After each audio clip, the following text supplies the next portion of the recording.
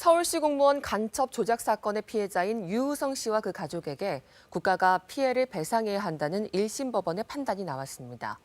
국가보안법 위반 혐의는 이미 대법원에서 무죄로 판명났죠. 이번 배상 판결은 검찰 수사로 사건이 불거진 지 약 8년 만입니다. 김채린 기자입니다.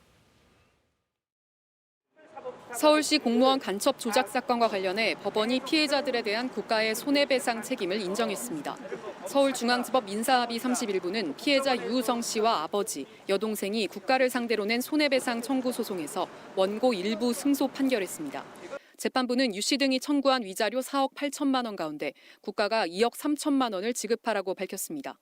유 씨는 서울시 계약직 공무원으로 일하던 2013년 2월 국가보안법 위반 혐의 등으로 구속 기소됐습니다.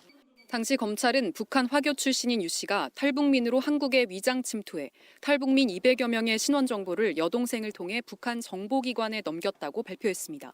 하지만 검찰이 내세운 핵심 증거였던 유 씨 여동생의 자백이 허위 진술이었다는 점이 재판 과정에서 확인됐습니다.